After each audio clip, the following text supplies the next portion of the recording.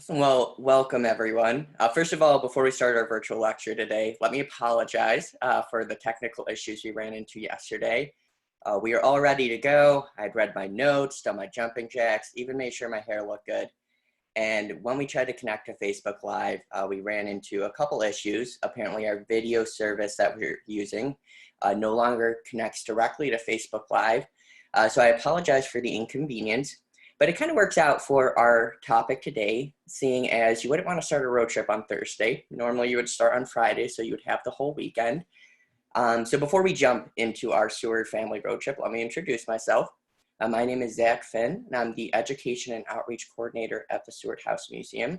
And as I've already alluded to, our virtual topic today is going to be a little bit different than the ones we've done in the past. Rather than focusing on a specific Seward story, component of their legacy, or a specific Seward topic, today we are going to focus on a series of Seward sites that you could road trip to or visit once we're allowed out of our homes.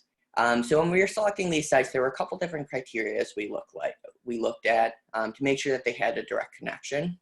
First of all, they could be a site that Seward visited throughout his life, that played an important role in his political, legal, or educational career. They could also be a site commemorating either him or one of the family members. And lastly, it could just have a kind of relevant tie into the Seward story we tell at the museum. So we selected several sites, primarily throughout New York and Washington, D.C., but there's some other outliers that we'll see. But with that, we are going to switch over .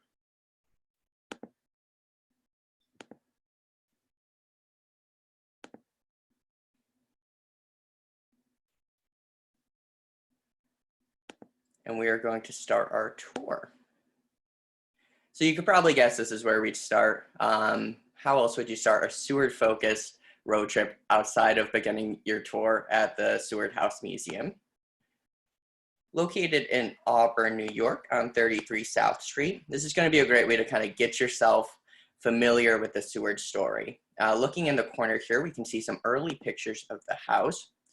But when you visit the Seward House Museum, you will be stepping into a historic house, first built in 1816 by Elijah Miller, built in the traditional Federal style. And it's difficult to get a good picture of what it would have looked like originally. But if you were to visit in 1816 when it was first constructed, this back area here wouldn't be in existence yet. That's added in 1848.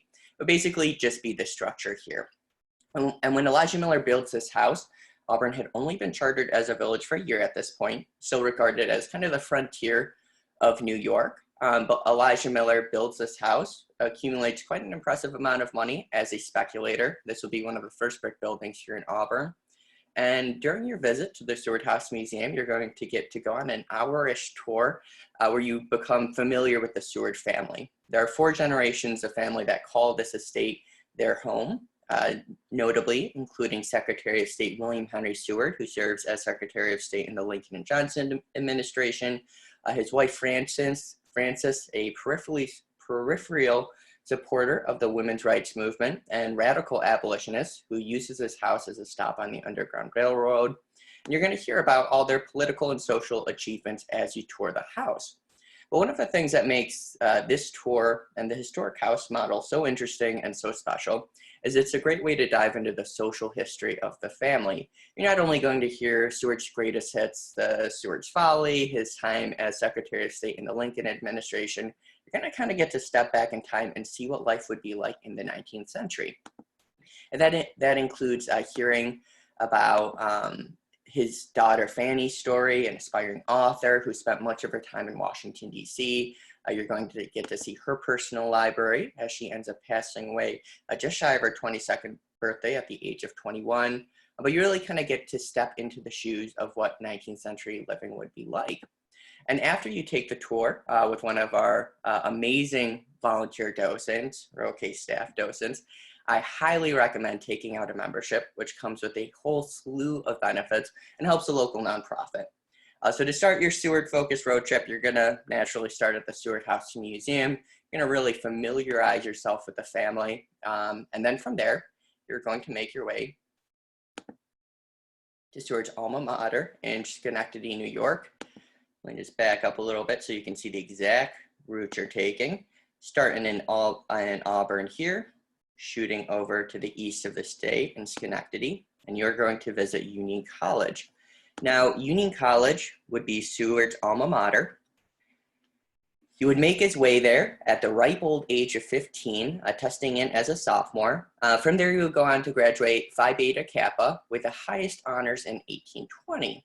But like any college experience, it wasn't without its hiccups. One of note, in 1818, he gets into an argument with his father over what else but finances. He feels like his father isn't allotting him enough money to live the life that would be expected of a college student during this time. So Stewart sets out to gain financial independence. He makes his way to Georgia, again in 1818, hoping to gain that financial independence by working as a schoolmaster. Now, eventually, his mother, Mary Jennings Stewart, is able to convince him to return to Union to finish his studies. And despite that brief hiccup, Stewart proved to be an exceptional student. His time at Union College served him well for the rest of his illustrious career. And while you're there, you can see a statue of Seward next to, of course, Harriet Tubman, just kind of highlighting, not only the impact that Union College has on Seward throughout his career, but also kind of the legacy that Seward leaves behind. And you can visit both him and Harriet Tubman, the statues to these two outside of the library. And this is a pretty new addition. It was added last year. Here you see another memorial to Seward, a beautiful campus. So you'll definitely want to check out Union College while getting to know Seward there. Now, from Union College, we're going to start entering from Seward's education, focusing a little bit more into his political career. We are going to make our way just south to the state's capital of Albany. And following Seward's time at Union College, Seward would go on to serve as a New York State senator. He would have a failed run to become governor in 1834, but eventually in 1838, Seward will be elected to the position of New York State governor, stepping into the office in 1839. And after he was elected, Seward's first order of business was finding himself a suitable abode in the capital, as he was looking to distance himself from the previous governor, William L. Marcy, who had belonged to the Albany Regency, was getting blamed for some of the policies that led to the financial panic of 1837. So while Seward was there, Seward ends up selecting Kane's Walk. And here we can see a portrait of the mansion that if you visit the Seward House Museum, this is going to be in the dining room, right when you turn the corner there. So a pretty impressive house. And his biographer, John Taylor, writes, because he disliked the house just vacated by Governor Marcy, Seward's first priority was to find a suitable residence. He finally settled on the Keene Mansion, again, here it is, situated on a wooded 4-acre tract at the corner of Waterloo and Broad Street. A large house, some 50 feet long, would accommodate receptions, while the adjoining room could comfortably seat 20 or more diners. A well behind the manor provided drinking water, and almost every room had its own fireplace. The house was in keeping with Henry's new status, but it would prove a serious financial drain. Rent and maintenance every year would consume more than twice the governor's $4,000 annual salary. If you're looking for that quote, that's on page 44 of Taylor's biography on Seward. Now, along with the rent proving a little bit more expensive than Seward's gubernatorial allotment would allow him, Seward also began honing dining room diplomacy in Kane's Walk. So while there, Seward hones his practice, which would see him invite over upwards of 20 to 24 visitors. He would be hosting very elaborate dinner parties, serving these visitors 12 courses of food. The wine would be pouring quite freely, and Seward would use this as a way to get people to join his side. As governor of New York, Seward is pushing for education reform. He's supporting Irish immigration. He's investing in the state sciences, specifically focusing on the New York State Survey, which is looking at geology and some early paleontology of the state. So Seward is trying to convince people to join his side to support these improvements to infrastructure. But dining room diplomacy, just like the rent for Kane's Walk, was not cheap. And when Seward ends his second term as governor and returns back to Auburn, he is over $200,000 in debt. And not only was Seward entertaining human visitors at Kane's Walk, it's difficult to see, and I apologize that I can't zoom in on this picture, but here you see the little silhouette of what probably appears to be a dog It's actually going to be a deer. That is Jenny the deer, who would take residence at Keynes Walk for some time. She was orphaned. Seward would take care of her, but she wasn't the only animal visitor who would spend some time at Keynes Walk. Seward was notorious for letting birds fly freely around. The family always had their dogs around. So just kind of highlighting Seward's connection to the natural world as well. Now, after you visit Keynes Walk, we're going to stay right in the area. And from there, we are going to head to Seward's birthplace, just a little bit south of Albany. And you're going to visit Florida, New York. Let me just pull up my notes here. Now, while Auburn would come to serve as Seward's home away from politics, which was a very rare occurrence, not only would Seward serve as a New York State Senator, he would be a New York State Governor for 2 terms, a United States Senator, and ultimately Secretary of State. So it's a political career that spans the better part of 40 years, 3 different political parties, 4 offices. So Seward was primarily traveling throughout his life. But eventually Auburn would come to be his home after he marries into Judge Elijah Miller's family, marrying his wife Frances. One of the agreements made when Seward is asking for Frances's hand is that he would move to Auburn and stay in the residence with him. So that's kind of how Auburn becomes Seward's home. But before that, Seward would be born in Florida, New York, in Orange County on May 16, 1801, to Samuel Swasey Seward and his wife Mary Jennings. Now, located about 60 miles from the Big Apple, Florida was a very small rural community during this time, but there was a lot happening. Shameless self-plug, I'm currently working on an article on the early geology of the state, which eventually led to the surveys. And Orange County was a hotbed of geologic and early paleontologic discoveries. So there are a lot of amateur scientists who are very interested in this area, certainly kind of influencing Seward's appreciation for those fields later in his life. But it was primarily a small rural community. Samuel Swasey Seward was quite wealthy. He was a pretty prosperous landowner. And when visiting Florida, New York, Seward's birthplace, make sure to check out the website of the Seward Mapes Homestead. So this is a restoration project looking to kind of rebuild and restore one of the structures that Seward would have been familiar with growing up. Their website has a continual list of their programming, constantly bringing in lecturers and speakers. So if you time your visit on this road trip right, you're going to definitely want to check out one of those programs. And our next couple of sites, we're going to stay in Florida, New York, since it is so influential to Seward. And our next stop is going to be a Seward Memorial. And I apologize, this picture is going to be a little bit small, but here we can see a bust of Seward, which is dedicated to him by his native Florida community in 1930. It's going to be a bronze bust of Seward by the sculptor Daniel Chester French, who also created the Lincoln Memorial in Washington, D.C. So it's really kind of interesting how these 2 political figures, their legacies are just so intertwined. And if you visit the Seward House Museum in Auburn, you're going to see a plaster cast of this same bronze bust of Seward. For the past year or 2, it's been in the gift shop or in the main hallway. But it's got a new spot. It was recently moved. So when you take your next tour of the museum, keep your eye out for the plaster cast of the Daniel Chester French bust of Seward. Now from there, we're going to visit a couple educational institutions. Seward, as governor of New York, heavily invested in the state's education programs. He pulls together one of the first complete school district libraries that would go to the, I think it was 1,200 school districts in New York at the time. So if you're going on a Seward road trip, you got to visit some schools. The first one we're going to check out is going to be the SI, or the Samuel Swasey Seward Institute. Here's an earlier picture of it. Now, the Samuel Swasey Seward Institute, again, kind of highlights the vital component of that education played in Seward's political platform.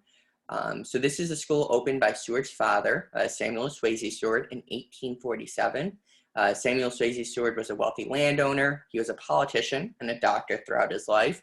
And despite Seward's later anti-slavery stance, Samuel Swasey Seward was actually a slaveholder in New York until the institution was abolished in 1827. And in Seward's autobiography, he remembers that this is really kind of where he becomes familiar with the institution of slavery, and where he begins to start finding it abhorrent and disagreeing with it. which would later go on to influence his policies. But Samuel Swasey Seward would find himself investing in the area's education, eventually creating the SSSI in 1847. And 2 years later, Samuel Swasey Seward would pass away, and Seward would become the president. While governor of New York, again, Seward pushed for increasing access to education across the state, specifically New York City for Irish immigrants. Throughout his career, he would invest in the sciences, he would invest in education. He saw it as a way to kind of help quell some of the ills of 19th century society. Now, in honoring that storied legacy between Seward and education, the SSSI and the Seward House Museum still maintain contact with annual virtual tours of the museum. It is always a fun program. They are probably some of the a few of the only visitors who, when we make our way into the drawing room, there's a portrait of Samuel Swasey Seward. And we make sure during these virtual tours we pan over it because all the students can pick him up almost immediately. And normally people are asking, who's that? So it's always fun, you know, the students know who Samuel Swasey Seward is, which not many people do. Now, after visiting the Samuel Swasey Seward Institute, which again kind of highlights the family's connection to education, we're going to make our way to a site I admittedly knew or know very little about, which is going to be pretty important in Seward's own educational experience. So this is going to be Farmers Hall Academy. It's going to be a boarding school attended by William Seward, starting at the age of 9. Seward would be the 4th son born to Samuel and Mary Jennings. And as a child, Seward suffered from an illness, which led to his parents investing in his education more so than his siblings. And this childhood illness would impact Seward for the rest of his life. In his autobiography, he talks about some of the issues he had during college, one of which was the delivery of his speeches, which he says was due to the raspy voice that this childhood illness left him with. Still, despite the fact that it would impede the delivery of his speeches later on in his life, it did lead to his parents investing in his education. His time at the Farmers Hall Academy led to him being a student who could flourish when he attended Union College. So the original 2-room school was eventually enveloped by the Town Hall building in 1911. Seward would later return to the area, to Goshen, following his first year after graduating Union College, where he would study law under an attorney in Goshen. Now, we've kind of explored Seward's early political career through the New York State lens up to this point of the road trip. Our next stop is, or our next few stops rather, are going to be kind of Seward becoming a national political figure. And as such, they are primarily going to be in the nation's capital, starting with Seward's Washington, D.C. house. Now, after his time as governor, Seward would go on to serve as a United States Senator, delivering such speeches as the Irrepressible Conflict speech in Rochester, New York in 1858. In 1850, he argues there's a higher law than the Constitution when looking at slavery, especially when you're looking at territorial expansion. So during the 1850s, Seward is kind of becoming a rather famous political figure. And when the Republican Party is selecting its second presidential candidate, following the first appointment of John Fremont in 1856, a lot of people assume Seward is going to become the next president of the United States. However, we'll talk about some things which end up playing against him, leading to the eventual appointment of 16th President of the United States, Abraham Lincoln, and what's really a stunning upset at this time. Still, even though Seward would lose to Lincoln, he would make his way to Lafayette Square, eventually renting a house on the historic square, not the original house he was eyeing, which was the White House. But Seward would move into a very famous Lafayette Square mansion, which already had a bit of a morbid history behind it as he's making his way there, as a site of a pretty infamous murder in the 1850s. So prior to Seward moving in, the house would be the site of the murder of Philip Burton Key by Congressman Daniel Sickles. So Sickles discovers that Philip Key, who is not only the son of Francis Scott Key, he was the nephew of Roger Taney, who would deliver the majority verdict in Dred Scott, and he was regarded as the most handsome man in Washington, D.C. So this story has it all. So Daniel Sickles discovers that Philip Key was having an affair with Sickles' wife, Teresa. He ambushes him outside of their mansion, eventually shooting him twice. And Philip would bleed out in the parlor of the mansion that Seward would eventually move into. Now, he would pass away from his wounds in the attack. But as for Daniel Sickles, he successfully pleaded temporary insanity due to it being a crime of passion. And this was a novel argument during this time. I pulled in Edwin Stanton, who would go on to serve as Secretary of War during the Civil War, to serve as his attorney. And this was a huge deal during this time. A murder committed in broad daylight on Lafayette Square. It became quite famous and quite talked about. Eventually Sickles would end up not being convicted. His plea would work. And his career wouldn't be too troubled by the fact that he did murder someone in broad daylight. He would go on to be regarded as a war hero, losing his leg in Gettysburg. And from there, he would be responsible for helping preserve Gettysburg. And naturally, just like the plot of any B-level horror movie, Stewart's going to move into this mansion that had already been the site of a very infamous murder. And he himself would almost be killed here. Now, here we see an image from the night of April 14th, 1865. And here we have to see the assassin to be Lewis Powell. So this is going to be the night of April 14th, 1865. Seward had just been wounded in a carriage accident, which is why he's in the bed here, surrounded by his friends and family who are hoping to help nurse him back to health. This would be the same night that President Lincoln would be killed by John Wilkes Booth in Ford's Theater. And part of the plot included targeting other leaders of the Republican Party. So you have not only Seward targeted, but Vice President, a former Democrat, Andrew Johnson, targeted as well by George Azerodt. And that night, Lewis Powell makes his way to Seward's Lafayette Square mansion. At the same time, John Wilkes Booth will make his way to Ford's Theater. Lewis Powell would go on to wound 5 people in total during his attack. He's initially approached by Seward's second oldest son, Frederick. He pulls out a Navy revolver, which misfires. And as experienced a soldier as Lewis Powell is, he must have panicked a little bit, not thinking to rechamber the gun, which would have made it live again. Instead, he turns the pistol around and uses it to bludgeon Frederick Seward over the head with, so significantly that they need to install 2 silver plates in his skull. From there, the pistol had not only misfired, but it was broken at this point, so he switches to a Bowie knife, which you can see here. He goes on to wound 4 more people in total, including Secretary of State Seward. Although he would survive the attack, is described by the first physician to find him as being gutted like a fish. The side of his face would be almost flayed from the bone. He would bear the scars of the attack for the rest of his life. Unfortunately, for those looking to visit the Lafayette Square mansion, it is no longer there. It was torn down. I believe there's a courthouse or court area where the house is formerly located. My last time in Washington, D.C., I spent way too much time trying to find the plaque dedicating the Lafayette Square mansion as a site of the attack. I didn't have any luck. I know it's there, and hopefully during your road trip or during your visit, you'll have a little bit better luck than I did. Now we are going to continue on to one more quick stop, which ties into the night of the attack. So the site of Mary Surratt's boarding house. This is, of course, where the plan would be hatched. Also the site of a karaoke bar I've recently found out. So by this point in your tour, you probably need a break. You can grab a drink, you can sing karaoke, but make sure to visit Mary Surratt's boarding house as well. This is where the plot was originally hatched by John Wilkes Booth, George Azerodt, Davy, blanking on his name. It's been a long time since I've given a tour since we're out of the museum, but also Lewis Powell.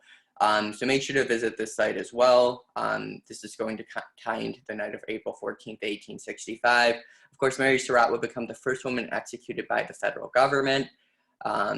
Historians still debate exactly what her role in the plot was, but this site is where the plot was originally hatched. So kind of tying into that night of April 14th, 1865. So we got the 2 assassination attempt stories back to back on our tour. From there, we are going to visit Willard's Hotel. And this would be the lodgings of President-elect Lincoln and his family when they first make their way to the nation's capital, following some time in Springfield. So Seward would meet Lincoln here on February 23rd, 1861, as he prepared to become Secretary of State. But this would be a site where a lot of famous people visited during the 1860s. So the National Park Service's site mentions a slew of other famous guests who stopped by the Willard Hotel. And that includes Presidents Taylor, Fillmore, Pierce, Buchanan, Grant, Taft, Wilson, Coolidge, and Harding, along with former presidents. Some other notable guests include Charles Dickens, Buffalo Bill, David Lloyd George, P.T. Barnum, Lord and Lady Napier, and countless others. And in fact, a very famous American author, Nathaniel Hawthorne, observed in the 1860s that the Willard Hotel more justly could be called the center of Washington than either the Capitol or the White House or the State Department. This is where a lot of politics got done. And for Seward, he would be meeting with several foreign missionaries who were visiting Washington, D.C. in the years to come, meeting them at the Willard Hotel. And it's fitting that Seward and Lincoln would begin their working relationship at really what was at the time kind of the center stone of Washington, D.C. Now, speaking of Seward's legacy as in foreign policy, from there we are going to make our way kind of working backwards in the State Departments that Seward would come to be associated with the second State Department that Seward would call kind of his working home. So with Seward's original department building scheduled for demolition, more space needed as Seward was really kind of increasing the size of consulship during this time, creating an infrastructure that would span not only throughout Washington, D.C., but developing a global network. They needed to increase the size of the State Department, and they end up moving to what was previously the Washington City Orphan Asylum. This would remain the State Department's home from 1866 to 1875. It's where Seward would enact his ambitious plans to establish an early American empire. So Seward's time as Secretary of State can really be broken down into two separate periods. During his time with Lincoln, he's focusing on foreign policy during the Civil War. And then following the assassination of Lincoln, Seward surviving an assassination attempt that same night, and him continuing on as Secretary of State in the Johnson administration, Seward really becomes a territorial expansionist, looking to acquire territories to build up an early American empire. And much of that ambitious plan would be carried out in the site of the second State Department. This is where he would push for the purchase of the Dutch Virgin Islands, Greenland, Iceland, and of course Alaska. It's actually here at the Second State Department where Seward would work on the 1867 Alaska Treaty of Cessions with Edward de Stockel, who was representing the Russian government, which saw the U.S. purchase the Alaskan territories from Russia for $7.2 million. So the site of the Second State Department is really going to kind of speak to Seward's foreign policy legacy as a territorial expansionist. From there, you are going to make your way to a place of relax, which is still operating as a museum today, so you're definitely going to want to take a tour here. You're going to visit President Lincoln's cottage. And this is going to be Lincoln's retreat from Washington during the hot summer months. Secretary Seward spent a good deal of time attending to the president here. Currently, it is operating as a non-traditional museum of ideas. You can go on a tour of the cottage. You can learn about the historic context, why this would be so important to have while a political figure in the 1860s with Washington, D.C. oftentimes having plagues of illnesses. You definitely wanted to get outside of the city during the warmer months. And this museum has been on my personal bucket list for quite some time. Working in museum education, their resources are absolutely outstanding. I oftentimes look towards them for inspiration. They also have some really innovative programming, so definitely worth a visit. Attend some of those programs if you have a chance. This is really a great way to kind of see what life was like in Washington, D.C. outside of the city during the war. So you're definitely going to want to spend some time at Lincoln's Cottage. From there, you are going to visit another site of immense importance to Washington, D.C. during the Civil War and just in general in Washington, D.C. histories, the Church of the President, or St. John's Episcopalian Church. Let's pull up a picture here. So opened as a parish in 1815, Seward attended service here. He had his own pew. Lincoln's is still visible today. And there's a William Seward Memorial stained glass window in the upper gallery of the church. Now, I couldn't link it here because there were some image restrictions. But if you visit their website, which can be seen right here, they actually have a downloadable PDF where you can go through and look at all the stained glass, including Seward's, the William Seward Memorial stained glass window. It's really cool to kind of look through and see the historic figures who have direct ties to this church. As I mentioned, we are going to be working a little bit backwards when we're looking at the State Department. So we've already seen the second State Department that Seward steps into in the Johnson administration. Now we're going to work into the first State Department, or rather the site of the first State Department that Seward would step into. Once located in the spot where the pin is, a short walk from his Lafayette Square home was Seward's State Department building. It remained in use until 1866 and would have been the site of Seward's efforts to keep the Civil War from growing into an international crisis. So while Southern politicians hoped King Cotton would force Britain and France into supporting the Confederacy, Seward utilized a vast and growing network of international connections. He increased consulship, really did a great job kind of maintaining control of the media during this time, making sure that in Britain they were focusing on the abolition movement, which was growing over there. And he also practiced brinksmanship, which is the act of appearing both charming yet potentially rash, which was a very kind of tightrope to walk, but Seward did this excellently to maintain the war as just a national conflict as opposed to an international conflict. It's probably Seward's most long-lasting contribution to the war. Britain would find itself involved in some kind of clandestine or secretive actions, but no country recognizes the Confederacy as a sovereign nation. And that is largely due to Seward's efforts in this first Secretary of State Department building, which can be seen right here in downtown Washington, D.C. Now, we've explored kind of Seward's political career and legacy in the nation's capital. Now we're going to step outside the Seward lens momentarily. And we are going to make our way to the Olive Risley Seward statue. Now, this statue is in Washington Seward Park and honors the adopted daughter of William Henry Seward. Make sure to take a look. Don't get too close as the statue is on private property. Now, Olive would be adopted by Seward in China during the second leg of his post-retirement trip, which would see him circumnavigate the globe. He ends up adopting her in China to quell some rumors and scandals that are basically hounding their friendship throughout his career. Unfortunately, Olive's legacy has kind of been made a bit obscure due to this. She's largely written off as a potential romantic interest to Seward. This is after his wife Frances passes away and he loses his daughter Fanny in 1866. She was close friends with Fanny, around the same age as her.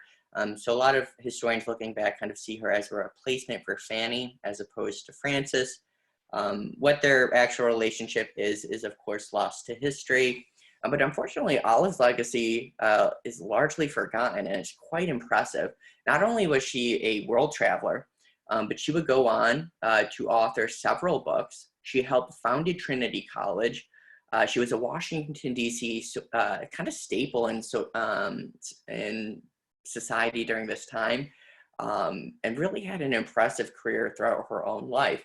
And we're going to visit a site relating to her in one of the later tours. But definitely make sure to pay your respects to Olive during your time in Washington, D.C. Again, just an amazing career, not only as a traveler, as an author.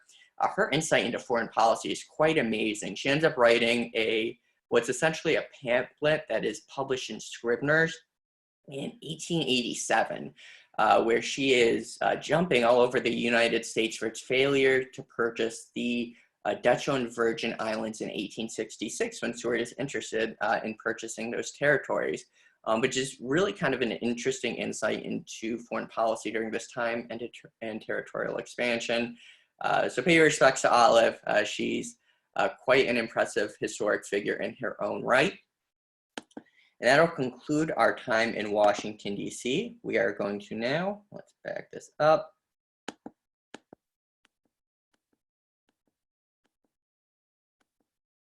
Make our way back to New York, but rather than exploring central New York as we did to start the tour and the eastern portions of the state, we are going to make our way west. Our first stop is going to be the McClurg Mansion, Westfield, New York. Let's pull up a picture of that. So 2 years after failing to win the governorship in 1834, this is, of course, before Seward's 2 successful terms as governor starting in 1838. Seward agreed to move to Westfield, New York to manage the affairs of the Holland Land Company. And this was a land company that had purchased vast tracts of Western New York quite early, I believe in the 1770s, 1780s, 1790s, kind of in that colonial American Revolution, post-colonial time. So they owned vast tracts of the land that they were selling, they were renting.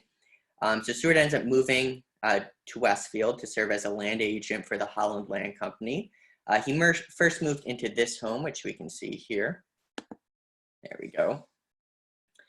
Admiring its grounds, which was ornamented with shrubbery, and the double piazza of the structure itself.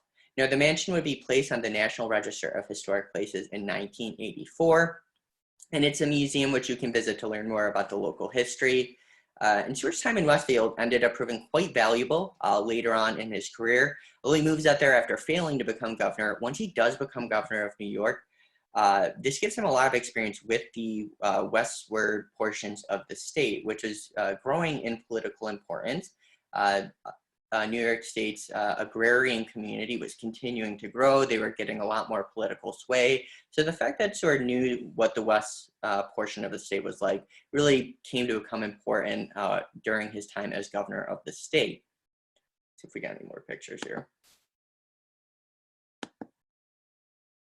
And here's some information on their operating hours. If you want any more information, I should have pointed this out at the start of the tour, but we tried to link any information right here. So here, if you visit McClurgmuseum.org, it'll have visiting hours, it will have the admission prices, and we definitely recommend taking a tour of any of the museums that you've seen on this virtual road trip today. Now, from the McClurg Mansion, we're going to make our way to a rather morbid and sad component of Seward's legacy. We are going to head to the First Presbyterian Church. It was while working for the Holland Land Company, and following the death of his daughter Cornelia in January 1837, she would pass away of smallpox. It had a profound impact on the Seward family, both Seward and Frances, that Seward decided to be baptized in the First Presbyterian Church of Westfield.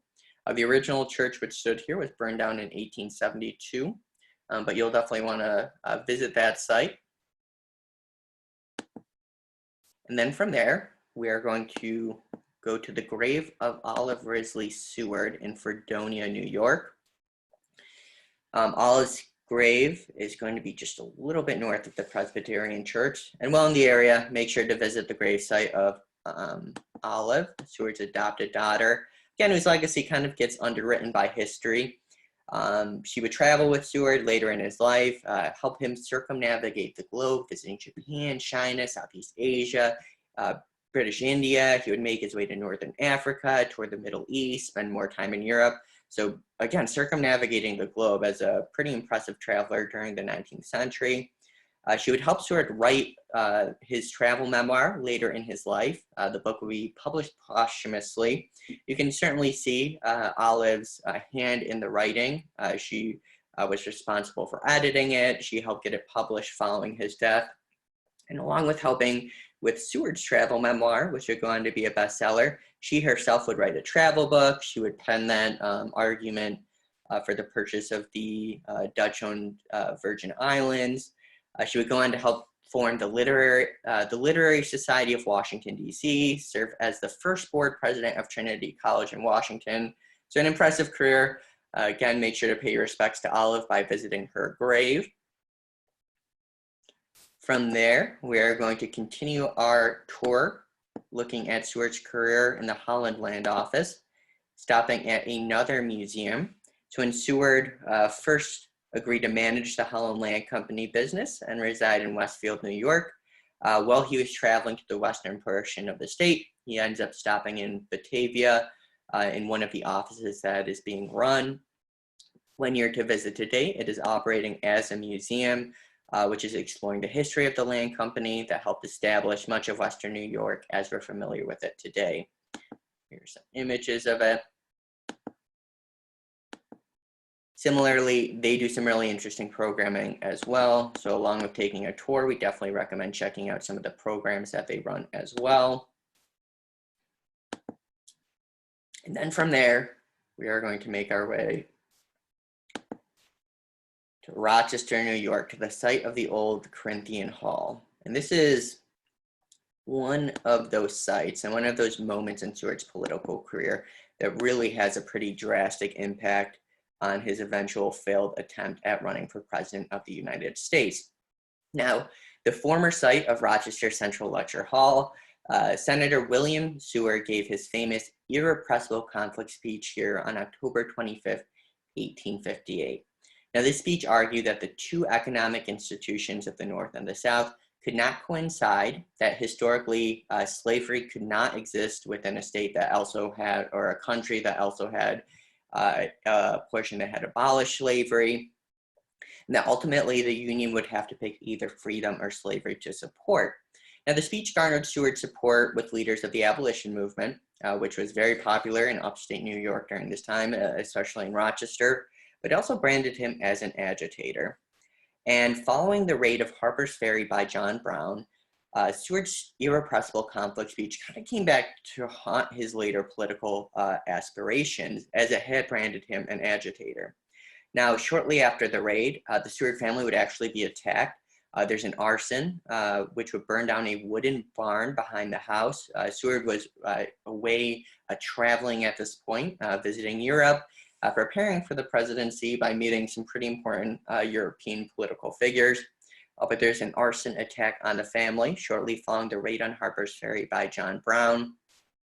And when it came time to select a Republican candidate, Seward was kind of branded as being too radical, too progressive.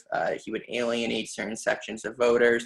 So in that political upset, which sees Lincoln upset Seward on the third ballot, a lot of kind of historians point to the irrepressible conflict speech as one of those pivotal moments in Seward's political career that makes it difficult for him to actually achieve the presidency. But that being said, the speech is extremely impressive. You can find kind of the pamphlet and the what was said online, visit archive.org, any of those sites will have it. And it's really a pretty impressive speech. It's up there personally with the higher law speech, where you really start to see Seward supporting the right side of history and arguing against the institution of slavery. Along with those two speeches, check out Seward's closing argument in the Freeman trial. I think those are probably the three best lectures Seward gives. And on this road trip, you are probably going to want to visit, you are definitely going to want to visit the Corinthian Hall and the site of the irrepressible conflict speech, where Seward argued that ultimately the United States would have to pick between the institution of slavery and freedom. And of course, Seward is arguing for the latter. Now, lastly, for you Seward overachievers, you're probably not going to be able to road trip this, but we had to mention it. From Rochester, New York, perhaps you make your way to the Greater Rochester International Airport, which is right here. You make your way to Seward's Folly, visiting Alaska. So we picked this site, Seward, Alaska, because obviously it's named after Seward, so you got to visit it. Seward, Alaska is going to be located on Resurrection Bay, fjord on the Gulf of Alaska on the southern coast. You got to visit it basically due to its name. And while you're in Alaska, if you're taking in the sights of all the mountains, the coast, and the glaciers that left Seward so enamored with the territory. After purchasing it sight unseen, he does make a visit to it. You're going to want to follow in Seward's footsteps, and from there, make your way to Sitka, where Seward would visit himself. So after following his retirement from public office, Seward would go on to visit Alaska in July of 1869. After taking the Transcontinental Railroad west, visiting California and British Columbia, he would make his way up to Sitka, and while there he would deliver a speech stating that the weather of this one broad climate of Alaska is severely criticized in outside circles for being too wet and too cold. This is where it starts becoming referred to as Seward's Folly, so Seward is arguing for his purchase. Nevertheless, it must be a fastidious person who complains of climates in which the eagle delights to soar and the hummingbird does not disdain to flutter. It also must be confessed, at least, that it is an honest climate, for it makes no pretensions to constancy.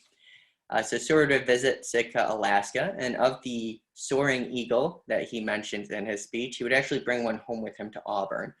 Abe the Eagle would spend some time with him in his homestead in Auburn, New York. In the barn, I believe, he actually had a custom